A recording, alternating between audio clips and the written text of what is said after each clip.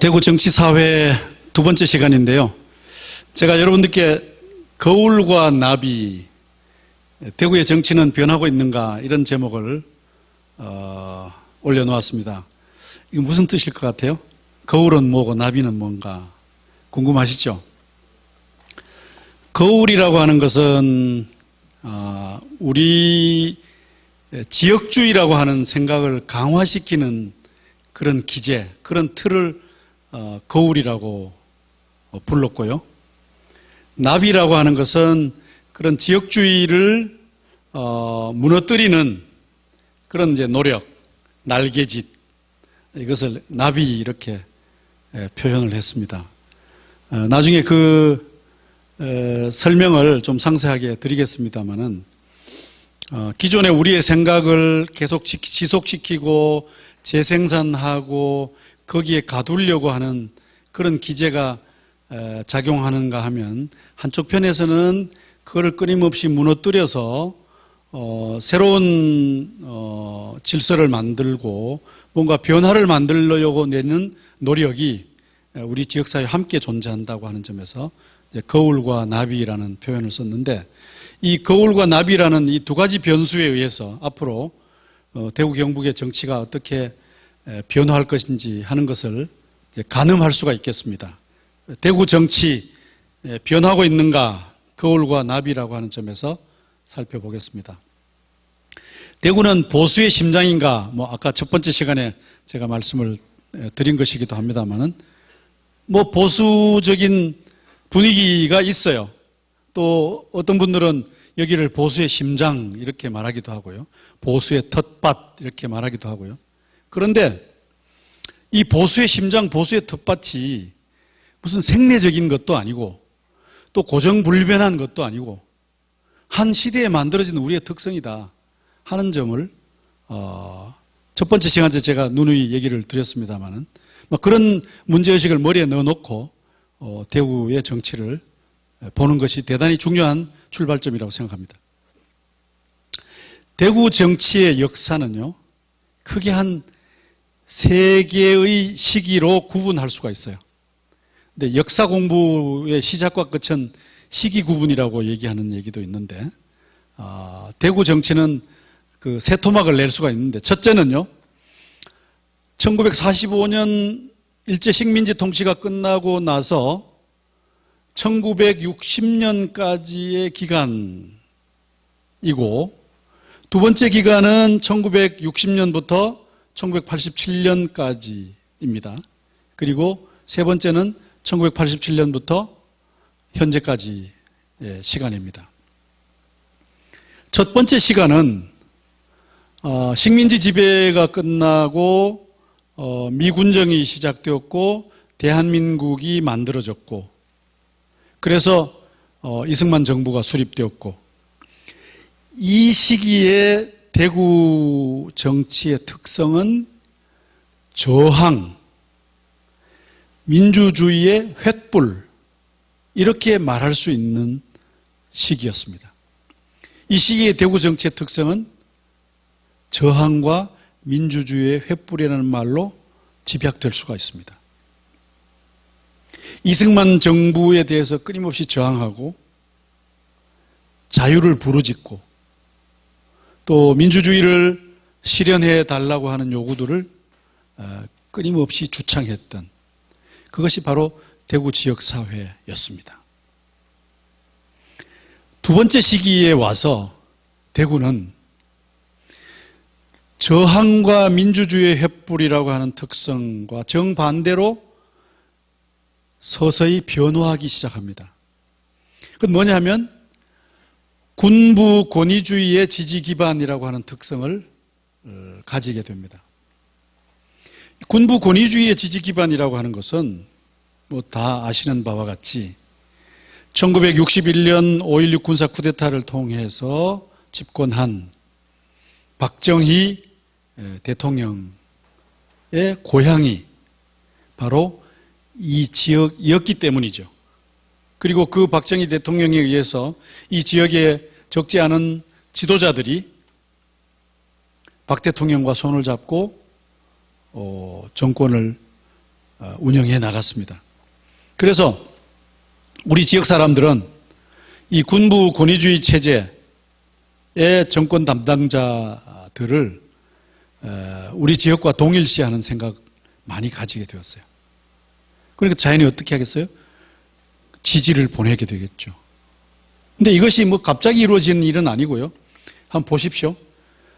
1960년부터 87년까지니까 굉장히 오랜 기간 동안 이런 일들이 지속되면서 서서히 그런 변화가 일어났던 것으로 보입니다. 세 번째 시기는 1987년부터 현재까지 시기입니다. 87년이라고 하는 것은 여러분들이 기억하고 있죠? 87년 6월 항쟁. 전 국민들이 일어나서 민주주의를 외쳤던, 군부 독재를 청산하고 대통령을 직접 우리 손으로 뽑게 해달라고 요구하던 그 저항 운동이 87년 6월 항쟁이었습니다. 그 시기로부터 우리 지역사회는, 우리 한국 사회 전체는 민주주의를 향해서 한 걸음 한 걸음 나아가기 시작했어요. 민주주의를 향한 대장정이 시작되었죠. 물론 민주주의는 진전했다가 후퇴하기도 하고 또 제자리에 오래 머물기도 하는 이런 것들을 되풀이하면서, 그러나 조금씩 앞으로 나아가고 있는 것이 현재까지의 상황입니다. 자, 그런데 우리 지역 정치의 특성은 어떠냐? 참 재미있어요. 한국 정치가 민주주의를 향해서 그렇게 나아가고 있었는데 우리 지역은 권위주의를 계속 지지하는, 권위주의 정치 세력을 계속 지지하는 모습을 보였던 거예요. 이상하지 않아요? 한국 사회 전체는 권위주의를 타파하고 민주주의를 향해서 가고 있는데 우리 지역사회는 여전히 민주주의 세력보다는 권위주의 세력, 보수 세력을 지지하는 사람들이 훨씬 더 많고, 우리 지역사회는 그러한 정치 세력과 그러한 정당들이 지배를 하고 있는 거죠. 흥미로운 점이에요. 왜 그럴까? 그 열쇠는 지역주의라고 하는 말에 있습니다. 지역주의의 그 코드가 있습니다. 그래서 오늘 시간은 이 세 단계를 거치면서 전개된 대구 정치의 역사를 살펴보도록 하겠습니다. 45년부터 1960년까지 저항과 민주주의의 횃불이라는 성격으로 대구의 정치를 집약할 수 있다, 이렇게 얘기를 했는데 그 얘기를 좀 더 상세하게 해보겠습니다.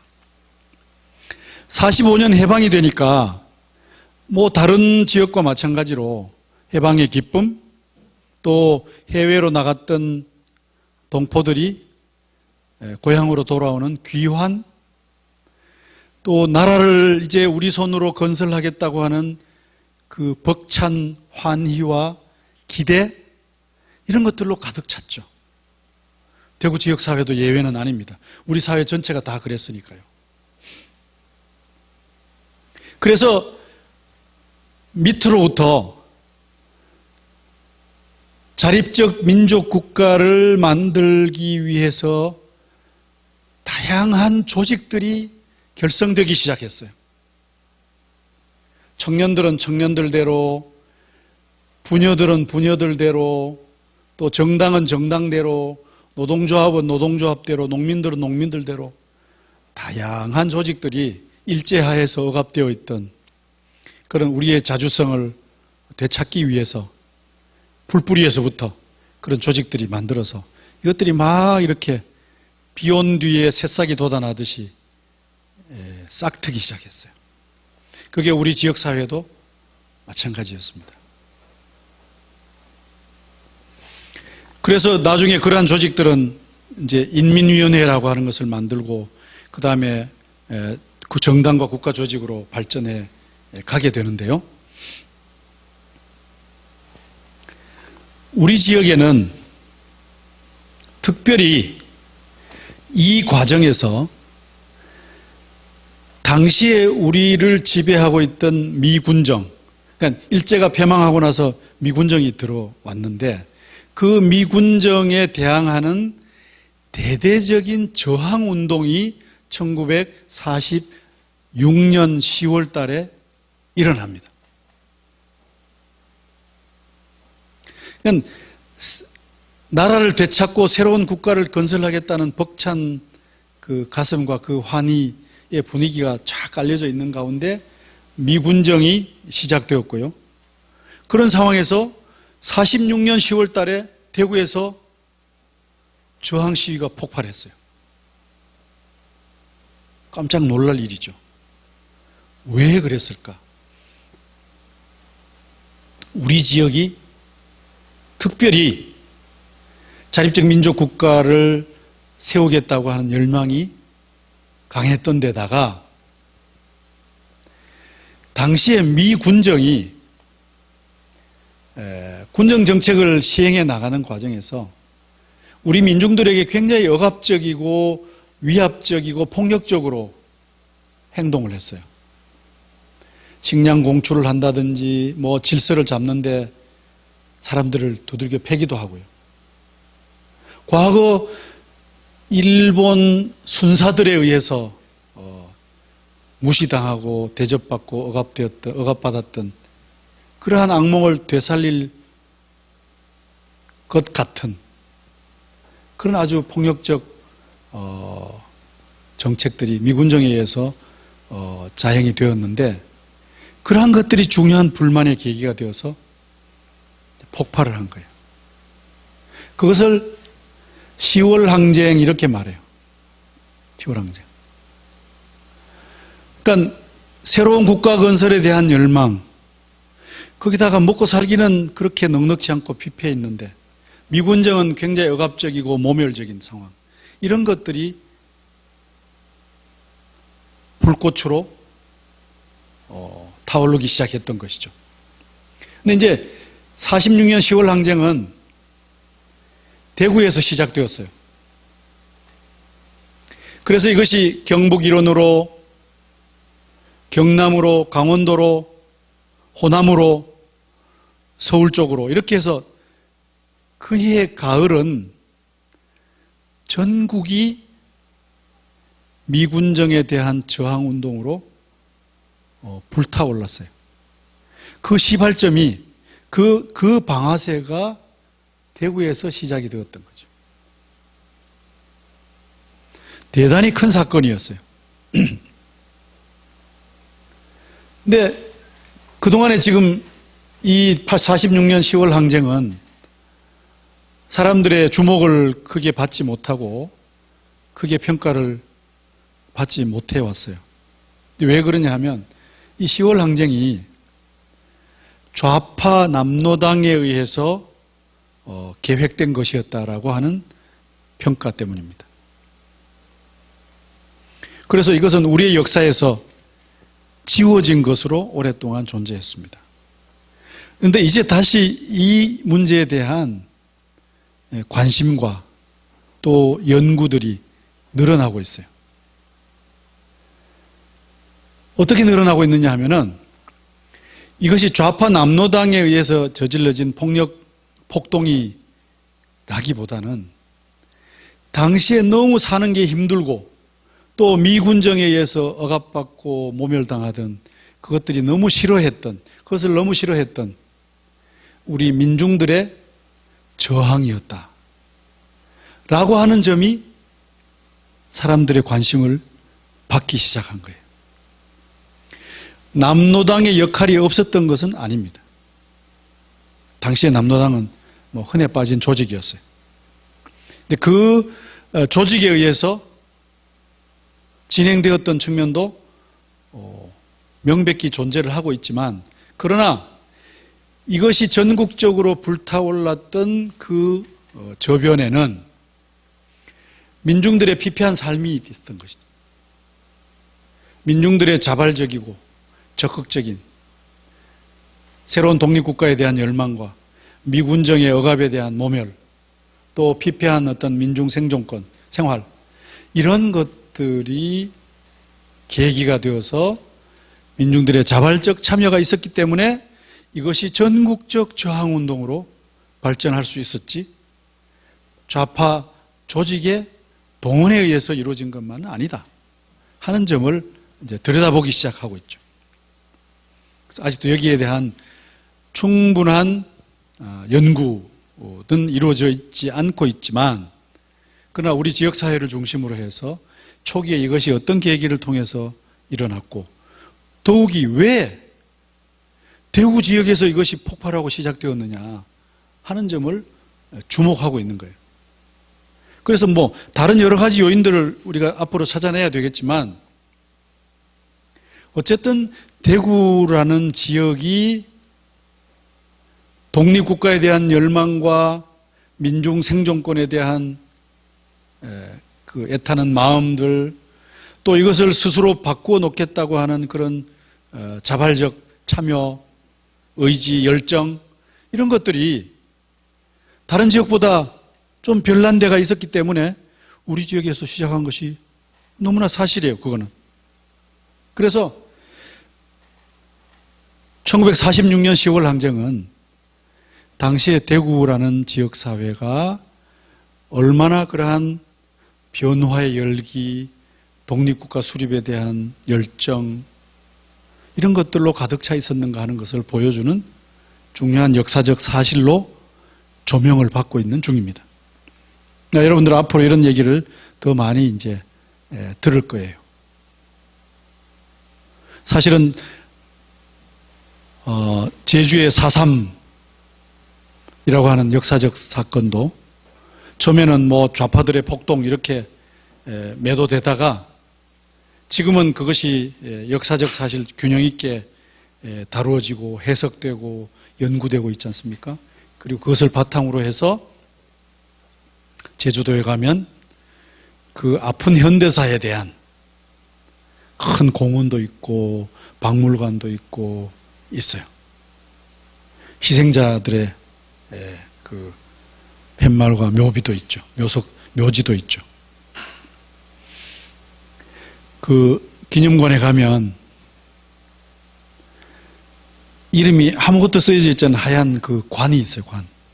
당시에 사람이 죽었는데 누가 죽었다고 말을 할 수도 없는 상황이었어요. 누가 죽었느냐, 누구라는 사실이 알려지면 그 가족들이 또 다 고초를 겪었기 때문에 누가 죽었다고 말할 수도 없는 상황. 그래서 아무것도 표시하지 않은 관들이 만들어지고, 그것들이 그 시대의 상황이 얼마나 비참했는가 하는 것을 보여주고 있거든요. 이제 그 4.3이 그렇게 새로운 역사적 조명을 받고 있듯이 우리 10월 항쟁도 과거와는 다른 관점에서 이 문제를 봐야 된다. 그 문제의 속성이 이런 것이다. 이 역사적 특성이 하는 것들에 대한 관심들이 늘어나고 있어요. 하여튼 간에 저항과 횃불이라고 하는 어떤 상징의 한 사례로서 10월 항쟁, 우리 지역사회에 있었습니다. 그러고 난 후에 이제 재헌의회가 만들어지고 헌법이 만들어지고 이승만 대통령, 이승만 정부가 수립되잖아요. 되었는데 대구 지역은 이승만 정부의 독재화에 대해서 가장 적극적으로 비판하고 그것을 고치기 위해서 가장 목소리를 크게 내던 지역이었어요. 그러니까 반이승만의 분위기, 반독재 분위기가 대구 지역이 가장 뜨거운 지역이었어요. 그 대표적 사례로 손꼽는 것이 1956년 대통령 선거 결과입니다. 56년 선거는 이승만 대통령이 헌법을 바꾸면서 장기 집권을 하려고 하는 이제 그런 과정에서 있었던 선거거든요. 근데 이 선거에서 자유당의 이승만, 진보당의 조봉암이라는 분이 경쟁을 했어요. 당시에 민주당 후보는 사망을 해서 민주당 후보는 없었어요. 요즘으로 치면은 현재 이 변화한 당이 이름 뭐죠? 국민의힘, 보수정당, 국민의힘 후보와 정의당 후보가 서로 양자 대결을 한 형국이었단 말이에요. 진보정당이니까. 당시에는 자유당과 진보당이 대통령이 되기 위한 경쟁을 했는데요. 진보당의 그 지지 기반이라고 해봐야 뭐 보잘것없는 것이었어요. 자유당과 민주당 두 정당이었지 이 진보적 정당은 그렇게 힘을 쓰지 못하는 상황이었는데 어떻게 민주당 후보가 사망함으로써 후보를 내지 못했기 때문에 민주당 지지하는 사람들이 진보당을 많이 지지했죠. 진보당의 조봉암 후보를. 그래서 표를 제법 받았어요. 받았는데 선거 결과는 어떠냐? 뭐 예측할 수 있는 결과가 나왔어요. 이승만 대통령이 뭐 독재를 한다고 비판을 받긴 했지만 그래도 그 이승만의 명성이라든지 또 자유당의 조직적 기반이라든지 이런 것을 바탕으로 해서 이승만은 유효 투표의 70%를 받았어요. 굉장히 많이 받았죠. 그죠? 두 후보가 결혼했는데 한쪽이 70% 받았어요. 30%는 당연히 조봉암이 받았던 득표율이죠. 그래서 이승만의 명망과 이승만의 보수정당과 진보정당의 보잘것없는 기반의 조봉암이라는 후보가 70대 30 이렇게 득표를 했어요. 그럼 조봉암도 사실은 많이 받은 거죠. 그런데 주목할 만한 것은 대구라는 도시의 선거 결과였어요. 대구라는 이 도시는 전국적으로 70%를 받았던 이승만에게 얼마 주었을까요? 30%를 주었어요. 그리고 전국적으로 30% 지지를 얻었던 조봉암에게 70%의 지지를 전국적 득표와 완전히 전도된 결과, 거꾸로 된 결과를 대구 시민이 만들어준 거예요. 놀랍지 않습니까? 진보 정당에게 70%를 줬어요. 전국적으로 이승만이 70%인데 여기는 거꾸로 받았어요. 당시의 대구라는 도시의 분위기를 말해주는 것이었어요. 대구는 앞장서서 민주주의에 대한 열망을 강하게 가지고 있었고 그 결과가 전국적으로 30%밖에 못 받았던 조봉암 진보당 후보에게 70%를 몰아주고 1956년 선거는 독재자 이승만에 대한 심판을 표심으로 표현했고 진보정당에게 70%를 몰아주는 결과를 낳았던 거예요. 이 얘기는 대구가 1950년대에 저항의 도시이고 민주주의의 횃불이라고 하는 것을 보여주는 사례였죠. 다른 여러 가지 것들도 마찬가지입니다.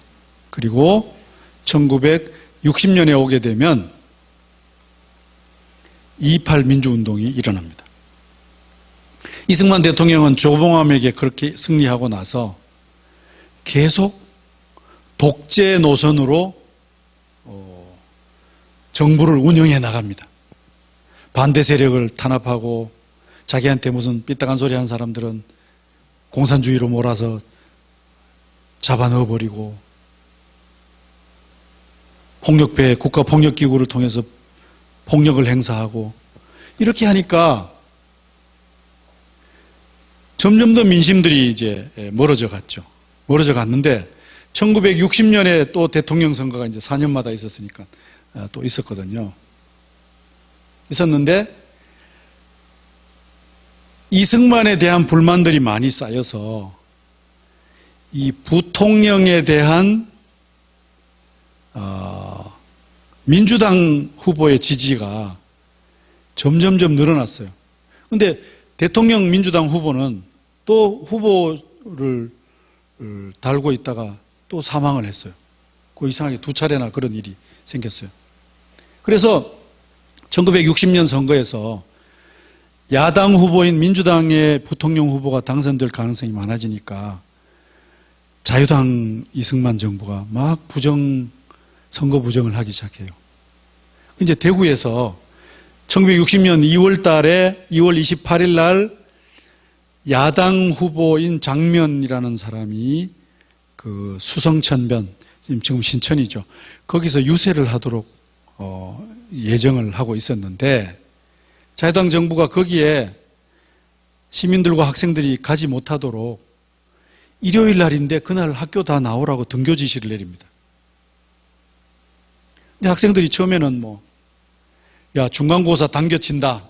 어떤 학교는 그랬어요. 또 어떤 학교는 야, 이번 일요일 날 우리 단체 극장 관람하자. 옛날엔 그런 게 있었거든요. 또 어떤 학교는 야, 우리 토끼 잡으러 가자. 이렇게 해서 학교별로 여러 가지 구실을 내세우면서 일요 등교 지시를 내렸는데요. 그 의도는 학생들이 야당 후보의 지지 연설장에, 유세 연설장에 가지 못하도록 하기 위한 것이었어요. 학생들이 그 사실을 알았습니다. 아, 왜 이렇게 일요일 날 학교에 나오도록 하는 것인가? 우리한테 야당 후보의 유세장에 가지 못하도록 하기 위함이다. 그 사실을 학생들이 아는 순간 민주적 기본권을 빼앗기는 것으로 생각하고 거기에 저항을 하기로 분위기가 만들어집니다. 그래서 2월 28일 날 다들 학교에 교장 선생님의 지시에 따라서 학교에 나오는데 학교에 나와서 교실에서 공부는 안 하고 운동장에 모여서 시위를 하고 교문을 박차서 나갑니다. 그래서 그리 긴 시간은 아니었지만 경북고등학교, 사대무고, 대구고등학교, 그 다음에 대구상고, 농고, 대구여고, 경북여고 이렇게 7개 공립학교 학생들이 그날 교문을 뛰쳐나와서 중앙로역 반월당을 거쳐서 저항운동을 합니다. 자유당 정권의 정치적 그 야심을 고발하는 목소리를 외치면서 데모를 하죠. 근데 이 데모가 대한민국 정부가 수립되고 나서 처음 일어났던 저항 시위예요. 그 대한민국 정부는 1948년에 만들어졌잖아요.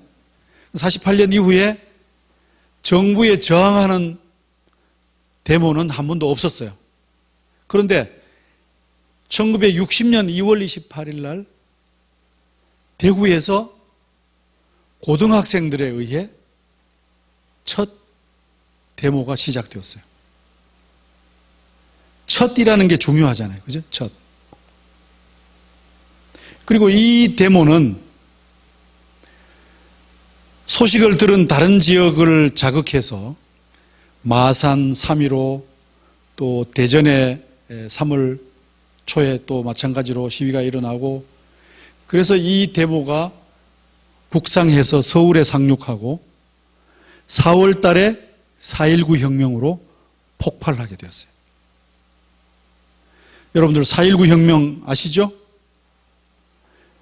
4.19 혁명으로 이승만 정부가 무너졌어요. 4월 19일 날 대대적인 데모가 일어났고 거기 희생자도 생겼고 그래서 교수단들이 학교를 나와서 학생들의 목소리를 지지했고 그래서 4월 하순에 이승만 대통령을 하야하고 집으로 돌아갑니다. 나중에 이제 하와이로 망명을 하게 되는데요. 그렇게 자유당 정부를 무너뜨리고 이승만 대통령을 하야하게 하고 그래서 제1공화국을 종식시켰던 그 4.19 혁명의 출발점이 바로 1960년 2월 28일이에요. 그러니까 4.19 민주혁명의 시작이 대구에서 시작되었다라고 하는 것이에요. 사실은 그 저항운동의 역사에서 보면 2월 28일에 이 시위는 아주 소박한 것이었어요. 뭐 몇백 명, 몇천 명이 모인 것도 아니고였고요. 또 굉장히 무슨 오래 지속된 저항운동도 아니었고요.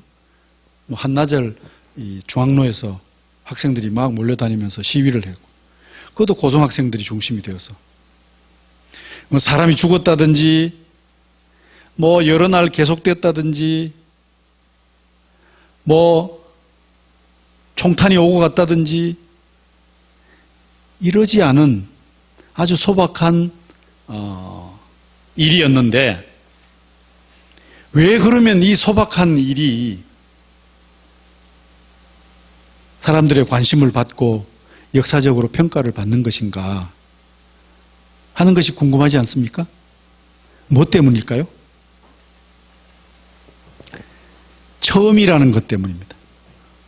그러니까 대한민국 정부 수립 이후에 처음 있었던 저항운동이라는 점이 중요해요. 다른 말로 하면 선도성입니다. 선도성.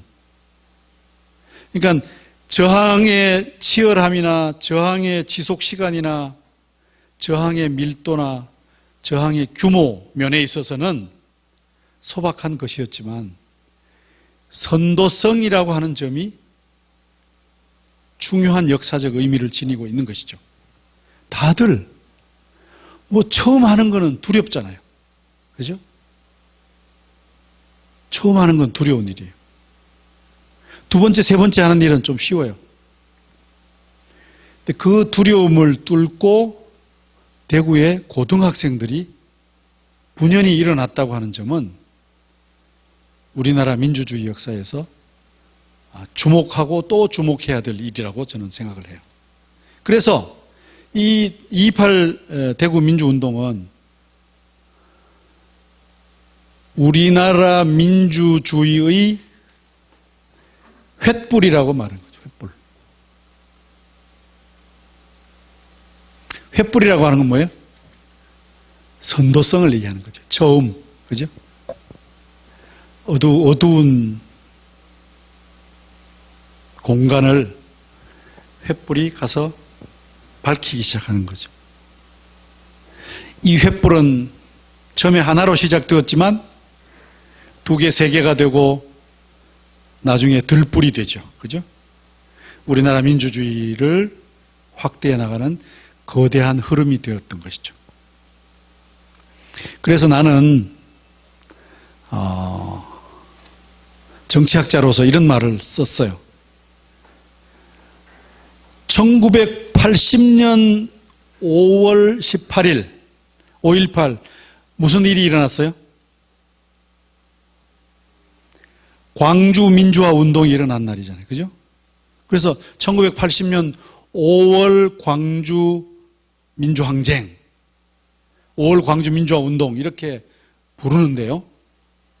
이 5월 광주 민주화 운동은 우리나라 민주주의 역사에서 대단히 중요해요.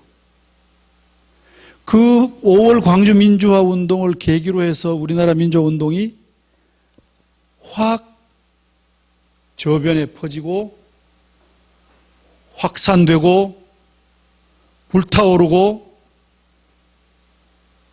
급기야는 군부 정치를 끝내게 만드는 87년 6월 항쟁으로 이어졌던 것이죠. 많은 사람들이 총에 맞아서 몽둥이에 맞아서 죽거나 다치고 마음의 상처를 가지게 되고 씻을 수 없는 아픈 기억을 우리 역사 속에서 남겼어요. 엄청난 희생이 동반되었던 민주화운동이죠. 그런데 1960년 2월 28일은 그렇게 많은 사람이 죽은 것도 아니고 여러 날 저항운동을 했던 것도 아니고 사람들이 어마어마하게 많이 모였던 것도 아닌데 나는 두 사건이 다 중요한 역사적 의미를 지니고 있다고 봐요. 1980년 5월 광주민주화 운동은 우리나라 민주주의의 십자가라고 나는 얘기를 합니다. 십자가. 십자가는 뭐예요? 희생, 그죠? 죽음, 그리고 부활. 많은 사람들이 목숨을 잃고 마음의 트라우마를 가지게 되고 고통스러워하고 힘들었지만 그러한 희생의 과정을 통해서 우리나라 민주주의가 거듭나기 시작한 거죠. 그런 점에서 이것은 십자가예요. 십자가라고 하는 것은 죽음, 희생의 제의를 통한 부활이잖아요. 그죠? 부활이 반드시 있어야 되죠? 그러니까 많은 희생을 바탕으로 해서 민주주의가 새로 거듭나고 그래서 그것이 오히려 더 전국적으로 퍼지고 많은 사람들의 가슴 속에 깊이 자리를 잡게 만들 수 있었던 그것이 1980년 광주 민주화 운동이라면 1960년 대구의 228은 민주주의의 횃불. 횃불이라는 것은 아무것도 없던 어둠 속에서 빛이 처음 등장한 거예요. 그 빛은 바람이 불면 꺼질 듯 아주 약해 보이는 것이었지만 처음이었기 때문에 의미를 가지는 거죠. 그리고 그 횃불이 2개가 되고 3개가 되고 옛날에 G.O.D라는 가수가 촛불이라는 노래를 불렀는데 그때 촛불이 1가 되고 2개가 되고 4개가 되고 이런 가사가 있어요. 그것처럼 1960년 대구의 228은 선도성이라는 점에서 우리나라 민주주의의 횃불이라는 대단히 중요한 의미를 가진다면 1980년 5월 광주 민주화 운동은 죽음과 희생을 통한 부활이라는 점에서 우리나라 민주주의의 십자가라고 하는 의미를 가지고 있다. 그런 점에서 대구의 민주화 운동은 소박했지만 우리나라 민주주의 역사에서 결코 간과할 수 없는 중요한 역사적 사건이었다. 이렇게 말할 수가 있는 거죠. 근데 왜 그러면 228 운동이 대구에서 최초로 그렇게 민주주의 횃불이 등장했느냐? 그것은 대구 지역사회가 가지고 있던 저항운동의 역사, 흐름 속에서 이해할 수 있는 것이에요. 46년 10월 항쟁이라든지 이 46년 10월 항쟁도 하늘에서 그냥 떨어진 게 아니거든요. 다 이 지역에서 살고 활동했던 그런 어떤 저항운동의 역사 속에서 존재하는 것이었고 그 다음에 56년 대통령 선거에서 나타났던 저 놀랄만한 이승만이 대구를 모스크바라고 얘기할 정도로 그 뜻밖의 선거 결과를 만들어냈던 대구 시민들의 어떤 정치의식 그런 흐름 속에서 우리나라 민주주의 횃불인 1960년 2월 28일 228이 있는 것이죠. 여러분들 228 어디 가면 확인할 수 있어요? 예. 그 228 기념중앙공원이라고 하는 공원이 있어요. 그리 큰 공원은 아닌데 옛날에 중앙초등학교가 있던 자리를 그래도 대구 시민들이 참 훌륭하죠.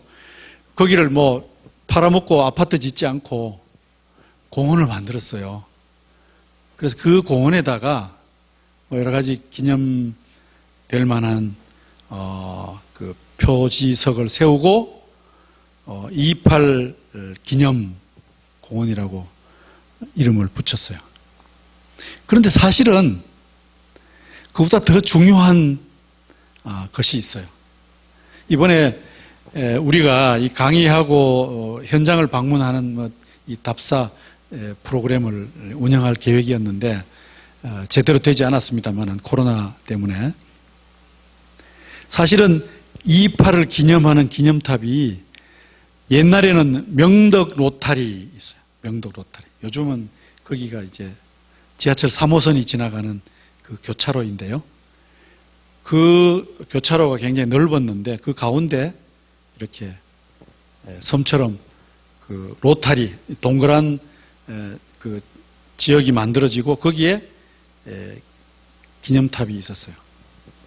그래서 옛날에는 대구에서 학생들이 무슨 시위를 하면 꼭 거기에 가서 마무리 집회를 하고 그 의미를 새기고 이렇게 했거든요. 근데 그 기념탑이 교통에 방해된다고 해서 교통의 흐름에 방해된다고 해서 저 두류공원으로 옮겨갔습니다. 요즘은 두류공원에 가면 이제 2.28 기념탑이 있습니다. 그래서 혹시 여러분들이 두류공원에 가면 거기를 한번 찾아보시고요.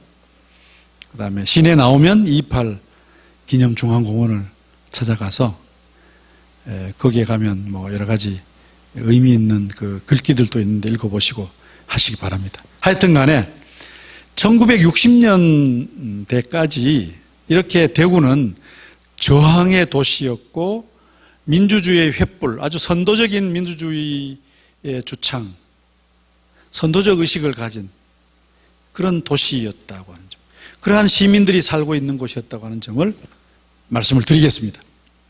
이것이 대구라는 도시의 정치사의 첫 번째 단락입니다. 10월 항쟁에 대한 책들도 있고요. 그 다음에 10월 항쟁 때 그 사진이 이렇게 매일신문에 공개가 됐네요. 아마 총 들고 있는 거 보니까 미군정의 군인인 것 같고요. 이쪽에 뭐 시위대들이 이렇게 드문드문 있네요. 있고, 쌀 달라고 하는 시위에 경찰이 발포해서 대형 유혈 참사가 되었다라고 하는 기사가 나와 있습니다. 그러니까 무슨 좌파들이 선동해서 좌파들의 선동에 현혹되어서 했던 저항이라기보다는 민중들의 생존권, 먹을 것이 없었던, 생필품이 부족했던, 또 미군정이 아주 억압적이었던 뭐 그런 데 대한 저항이었고, 거기에 경찰이 총을 쏘기 시작하니까 유혈 참사가 일어나고 아주 그 저항이 뜨겁게 불타올랐다고 하는 점입니다. 이걸 내가 왜 빼먹었죠? 조봉암 전국적으로는 70대 30대 였는데요. 대구는 거꾸로 받았어요. 이승만 대통령이 노발대발 했겠어요? 안 했겠어요? 노발대발 했어요. 노발대발. 도대체 대구가 이게 뭐냐? 그래서 모스크바, 대구는 한국의 모스크바다 이렇게 이승만 대통령이 노발대발해서 거의 저주를 퍼부었어요. 2.28은 4월 혁명의 출발이고요. 대구 고등학생들의 저항이며 우리나라 민주주의의 횃불이다 하는 것이고요. 지금 이 2.28 운동은 작년인가 재작년에 국가기념일이 되었어요. 국가가 정식으로 민주화 운동으로 인정하고 이것을 기념하는 날짜가 되어서 재작년이었나 보다, 그죠? 문재인 대통령이 이렇게 2018년 2월 달에 대구에 오셔서 기념식을 직접 참가했습니다. 자, 그런데 1961년에 이제 쿠데타가 일어났어요. 그죠? 쿠데타가 일어나서 기존의 민주당 정부를 무너뜨리고 우리나라 정치가 이제 군부 통치 시대로 들어가요. 그래서 우리 대구는 이 쿠데타 주도 세력의 고향, DK라는 별명이 붙었죠. DK. DK란 말이 좋지 않은 뜻으로 많이 쓰여요. 뭐 권력을 독점하고 이게 분파화하고, 아까 말했던 우리가 남이가라는 것의 대명사가 DK라는 말이에요. 끼리끼리 대구 출신들끼리 다 해먹었다 이런 얘기죠. 그래서 1961년부터 오랫동안 이렇게 오랫동안 군부 권위주의 시절이 시작되죠. 이분이 박정희 대통령입니다. 여기 검은 이걸 라이방이라고 그래, 라이방. 검은 색안경을 끼고 이렇게 군복 입고 서 있는 아주 입을 아주 무섭게 다물고 이렇게 지켜보고 있는, 응시하는 이 쿠데타 현장의 표정입니다. 대통령이 되었어요. 그 다음에 유신체제가 시작이 되는데, 유신체제는 박정희 대통령이 장기 집권하기 위해서 만든 체제인데요. 그 유신체제 시기에 인혁당 사건 8명에 대해서 사형 판결을 내리고 사형을 집행해 버립니다. 이 중에 대구 사람들이 한 5명, 거의 대부분이 대구 사람들이었어요. 인혁당 사건에. 그런데 왜 내가 이것을 여기다 표시해 놨느냐? 이렇게 무슨 북한과 내통하고 뭐 반란을 일으키려고 했다라고 하는 것으로 사형 선고를 내리고 사형을 집행했어요. 목을 따라서 집행을 했는데, 2007년 1월 23일 날 대한민국의 법원이 인혁당 사건은 무죄다라고 판결냅니다. 그때 조그만 애기였던 자식들은 지금은 다 장성의 성인이 되었고요. 죽은 사람은 돌아올 수가 없죠. 그죠? 근데 무죄라는 거예요, 무죄. 옛날에는 사형을 시켰어요. 우리나라 법원이. 근데 이건 다 정부가 시켜서 한 일이죠.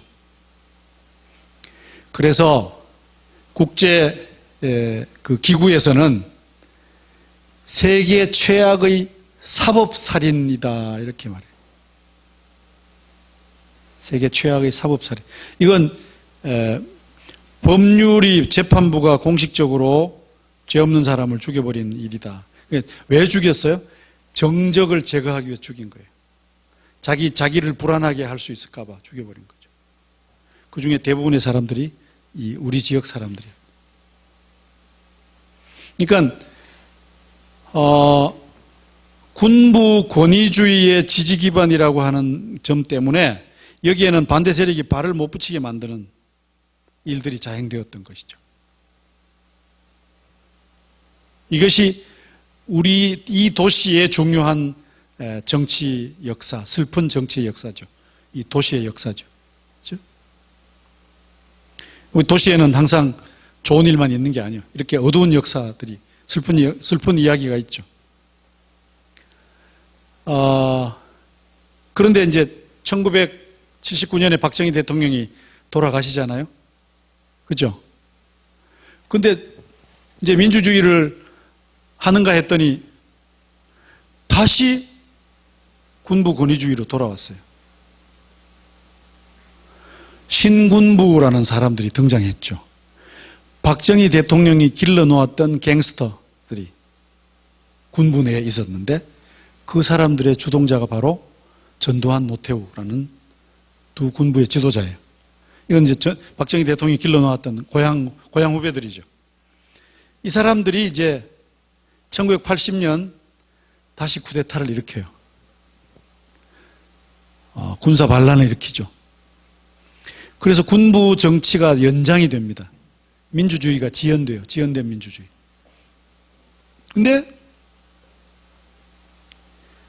이 두 분이 다 우리 지역 사람이니까 우리 지역은 뭔가 그 신군부에게까지도 뭔가 지지를 보내야 될 것 같은 그런 분위기에 있었어요.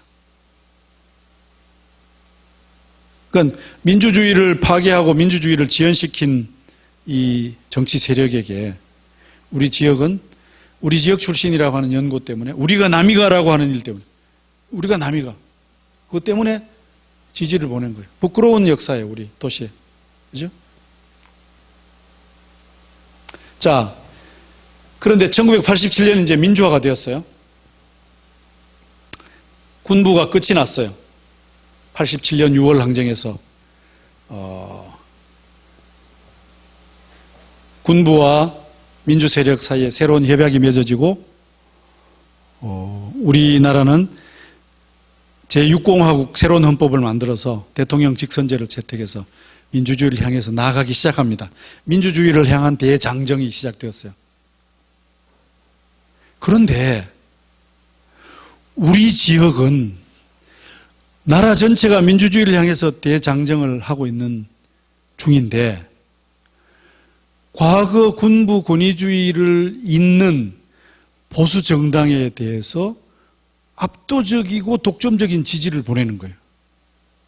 그래서 이 지역은 다 군부 권위주의를 이어가는 보수 정당에 대한 독점적 지지로 가득 차게 되었죠. 놀라운 일이에요. 왜 이러지? 나라 전체는 다 민주주의를 향해서 가는데, 그것을 이해할 수 있는 코드가 바로 지역주의라고 하는 말입니다.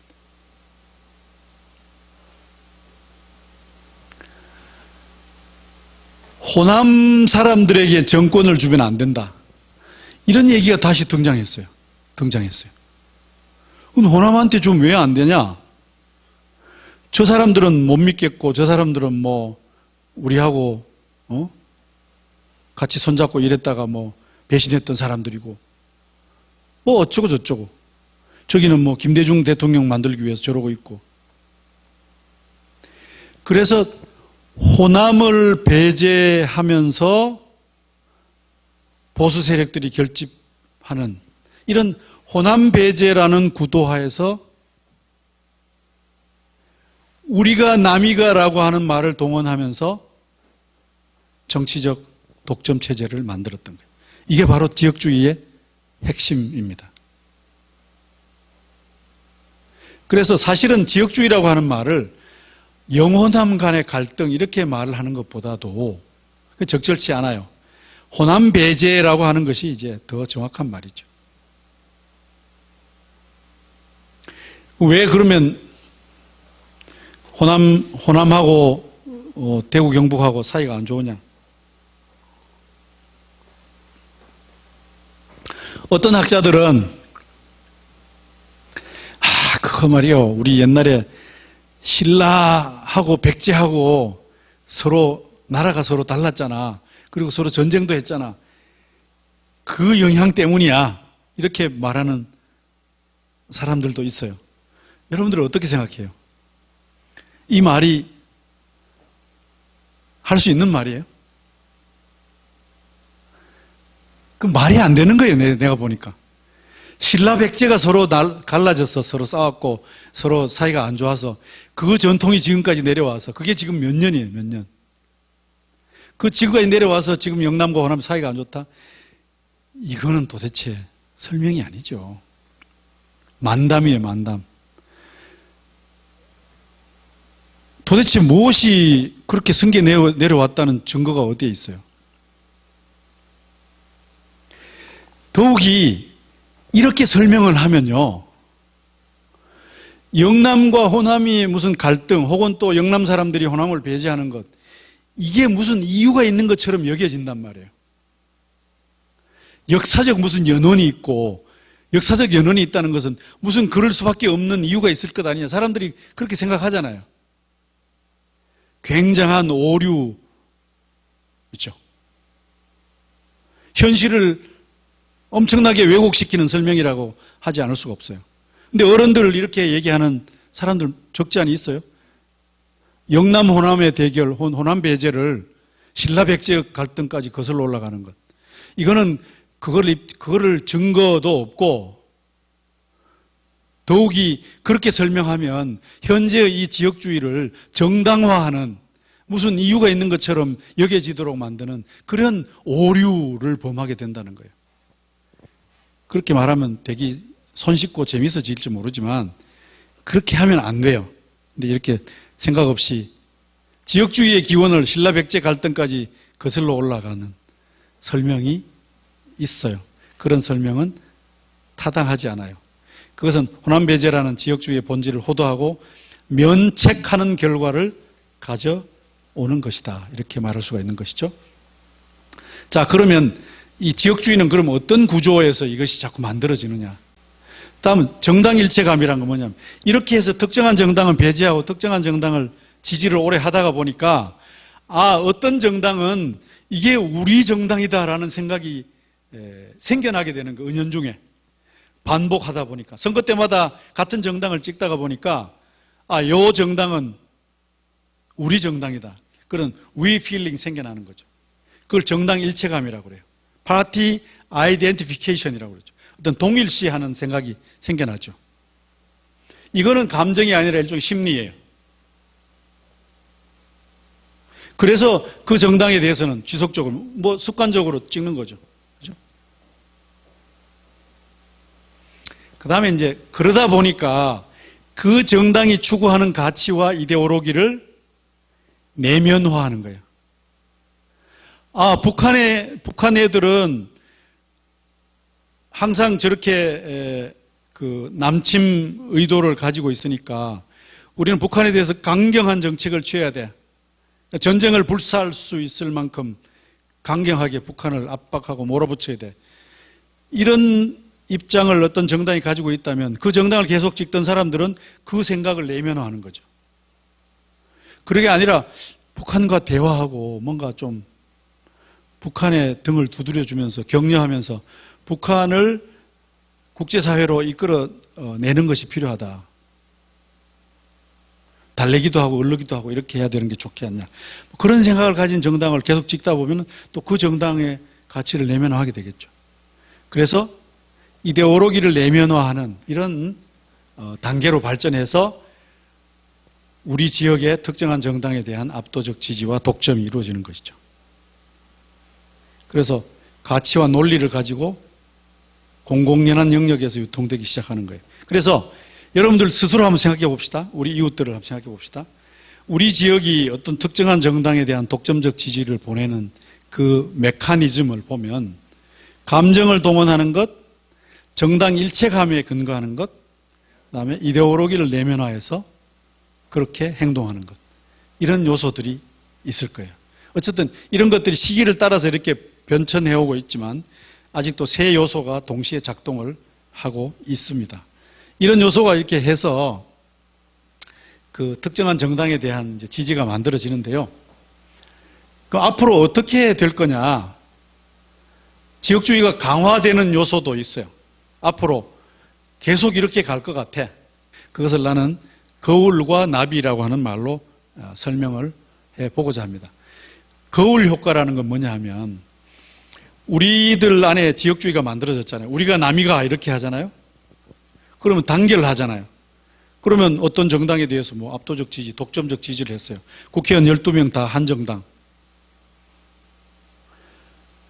그거를 본 다른 지역이 아니 우리도 단결해 이렇게 해서 단결하는 거예요. 그래서 특정한 정당에 대해서 80% 이상 지지를 보내요. 그러면 또 이쪽에서 또 아니 쟤들 봐라. 쟤들은 한 정당에 80% 이상 지지를 보내네. 우리보다 더 하잖아. 우리도 단결해야지. 또 우리도 단결하는 거예요. 다른 정당은 얼씬도 못하게 하죠. 이렇게 해서 에스컬레이션이 되죠. 지역주의가 한 곳에 만연하게 되면 상대적으로 다른 지역이 또 지역주의를 강화하고 그것을 본 또 상대편 지역이 재강화하는 이런 상승작용을 하면서 지역주의가 계속 강화되어 오고 있는 추세가 있어요. 분명히. 그걸 거울 효과 이렇게 말해요. 여러분들 엘리베이터에 거울이 두 개 마주 놓이잖아요. 그러면 이쪽 편의 영상이 저쪽 편에 비치고 그 비춰진 영상이 이쪽에 또 비치고 해서 이 반복된 영상이 무한대로 계속 꼬리를 물고 이어져 가지 않습니까? 그것을 미러 이펙트라고 그래요. 거울 효과. 대개 이제 적대적 감정이 이렇게 강화되어 가는 과정을 국제 정치에서 얘기하는 것인데, 지역주의에도 이제 그렇게 거울 효과를 통해서 강화되어 가는 거죠. 그러니까 어느 한쪽에서 지역주의를 포기할 수가 없어요. 왜냐하면 상호적인 거니까. 나비 효과는 뭐냐? 이런 가운데서도 지역주의를 넘어서고자 하는 노력들이 이제 있는 거죠. 그래서 이 나비의 날개짓이 토네이도를 만들어 낼 수 있을지는 두고 봐야 돼요. 근데 어쨌든 지금은 나비의 날개짓이죠. 김대중 대통령이 동진정책을 취했어요. 여기에다가 많은 돈도 붓고 뭐 여러 세력과 제휴도 하고 했어요.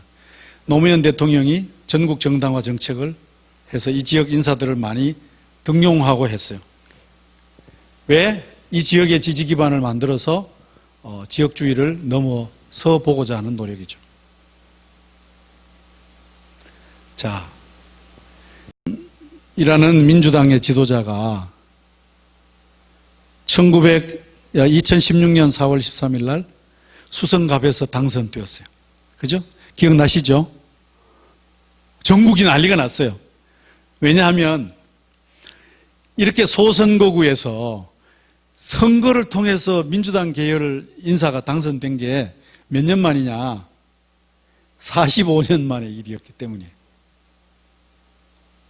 그러니까 1971년에 야당 의원이 그때 나왔는데 그때 이후로 처음이었어요. 그러니까 한 명만 뽑는 소선거구제 하에서 45년 만에 당선자가 나왔어요. 감격이지, 감격. 응?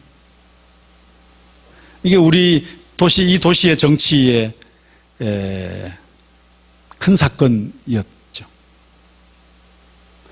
2명 뽑는 선거에서는 뭐 85년에 당선된 적도 있긴 하지만, 그리고 2018년 2년이 지나서 이거는 뭐예요? 지방선거가 있었어요. 자, 이게 다 민주당이 당선됐어요. 파란색. 빨간색은 자유한국당이에요. 경상북도 도지사와 대구시장 둘만 자유한국당이 당선됐어요. 어떤 기자가 리포트를 했어요. 대구 경북은 외로운 섬입니다. 이렇게 뉴스 리포트를 9시 뉴스에 했어요. 외로운 섬이죠. 그죠? 열 몇 개는 다 파란색이고 여기만 하니까요. 대구 경북은 외로운 섬이 되었습니다. 이렇게 리포트를 했는데, 나는 그 다음날 다른 데서 이게 섬이야? 아니면 썸이야? 이렇게 말했어요. 썸이라고 하는 건 뭐예요, 여러분들? 썸 탄다는 건 뭐죠? 뭔가 새로운 뭐가 생겨나고 있다는 거죠. something new. 뭐냐 하면 그 빨간색 안을 들여다보니까 그 섬 안을 들여다보니까 요거는 2014년에 기초의원 선거고요. 요거는 이제 2018년 선거예요. 2018년 선거에서는요, 대구의 기초의원이 한 102명인데 지역구가 여기 한 절반가량을 한국당이 아닌 정당이 차지한 거예요. 민주당 45, 바른미래당 2석, 정의당 하나 이렇게 된 거예요. 놀랄만한 일이 생겨난 거예요. 놀랄만한 일이. 경천동지할 대구라는 도시의 정치가 변화하고 있다. 뭔가 나비의 날개짓이 이제 독수리의 날개로 되어갈 것인가? 새로운 일이죠. 이거야말로 something new죠. 그죠? 그래서 저는 대구의 섬이라고 하는 것도 맞는 말이지만 썸으로 보자. 썸.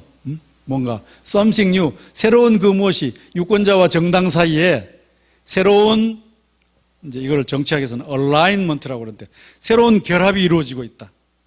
유권자들의 상당한 부분이 이 지역의 민주당과 결합하고 있다. 자유한국당에 대한 독점적 지위가 이제 변화하고 있다. 이렇게 2018년 선거는 많은 관측자들과 분석가들을 흥분시키기에 충분했어요. 난리가 났어요. 그죠? 어떤 사람은 섬이라는 것을 보고 어떤 사람은 썸을 보고 있죠. 나는 썸이라고 하는 현상을 주목했어요. 그래서 나는 이렇게 봤죠. 저렇게 절반가량의 기초의원이 당선되고 국회의원도 한 명 아니에요. 북구에도 무소속이 당선되죠. 홍일학 의원이라고. 그분 나중에 민주당에 들어갔죠. 근데 이 12명 중에 말이죠. 2명이나 민주당이 나왔잖아요. 이제 그렇게 되면 어떻게 되느냐 하면 정치적 결합이 생기면서 새로운 경험을 하게 돼요. 유권자들이. 한 당에 대한 독점적 지지를 보내기보다는 여러 당에 대한 지지를 보내고 그들을 경쟁시키니까 유권자들이 누릴 수 있는 정치적 서비스가 증대하고 정치적 서비스가 증대하니까 내 한 표가 무엇을 해낼 수 있다라고 하는 효능감이 증대하고 그 효능감 때문에 더 많이 참여를 하게 되고 이렇게 새로운 정치, something new를 위한 새로운 순환이 만들어지는구나 이렇게 나는 해석을 했죠. 이거 보세요. 정치적 다양성이 실현됐어요. 아까 1918년 선거에서 또 1916년 선거에서 국회의원 선거에서 2명이나 자유한국당이 아니고 민주당 후보가 당선됐고요. 18년 지방선거에서는 기초의원의 절반이 당선됐고 정치적 다양성이 실현된 거예요. 내가 지난 강의에서도 말했던 것처럼 다양성이라는 것이 민주주의의 출발점이지 않습니까? 그러면 이 다양성이 실현되면 어떻게 돼요? 경쟁이 제고되잖아요. 경쟁이. 그렇죠? 누가 잘하나 경쟁을 하게 되는 거예요. 예전에는 한 당에 대해서 그냥 묻지마 투표를 하고 지지해 줬기 때문에 잘할 필요가 없었어요. 그냥 공천 받으면 끝이에요. 그러니까 공천 주는 사람 얼굴만 쳐다보고 있지 시민들에게 유권자들에게 잘하려고 하는 생각 전혀 없었어요. 근데 이제는 경쟁을 하고 유권자들에게 누가 잘하는 서비스를 제공하기 위해서 막 경쟁을 하는 거예요. 그럼 서비스가 늘어나잖아요. 그럼 서비스가 늘어나면 정치적 효능감이 커져요. 여러분, 효능감이란 것은 나의 한 표가 혹은 나의 행동이 세상을 변화시킬 수 있다라고 하는 믿음, 확신이죠. 효능감이 커질 수밖에 없잖아요. 다른 정당 경쟁시켜 놨더니 좋아지네? 그 다음에 더 적극적으로 참여하죠. 그죠? 참여를 하면서 다양성이 증대해지는 거예요. 그러니까 다양성 실현과 경쟁 제고와 서비스 증대와 효능감 증대와 참여 확대가 선순환을 이루게 되어요. 나는 2016년, 18년 선거가 이러한 선순환의 시작이라고 생각을 하고 열심히 해설을 하고 다녔어요. 자, 그런데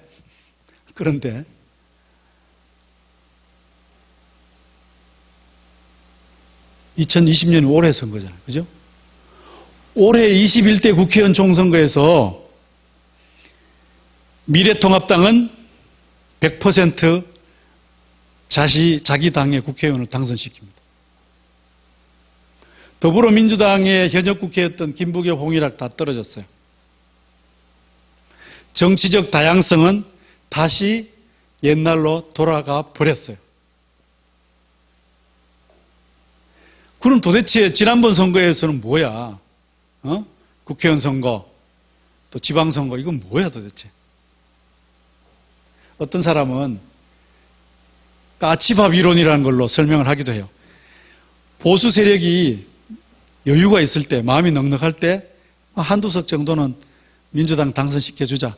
그 까치밥이라는 건 여러분들 가을에 왜 감나무에 까치 먹으라고 홍시를 한두 개 남겨두는 거 있잖아요.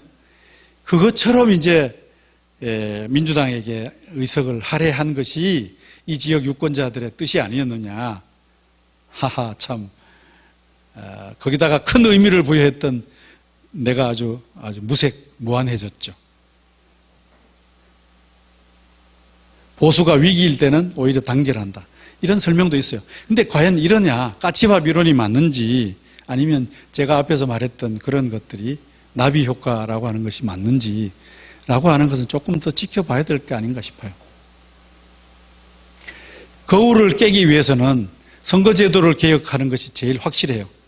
그러니까 지난번 했던 그 비례대표 비례성을 강화하는 그런 선거제도를 제대로 했더라면 여기에도 한 20% 내지 30% 가까운 사람들이 현재 국민의힘 아닌 정당이 당선될 수가 있겠죠. 근데 이 선거제도가 파행적으로 운영되어서 망해버린 거죠. 민심을 그대로 반영하는 선거제도를 만드는 것이 거울 깨기에 가장 중요해요. 아주 과제로 남아있어요. 우리가 앞으로 뭘 해야 될까? 나는 이거를 해야 된다고 여러분께 목 놓아 얘기하고 싶어요.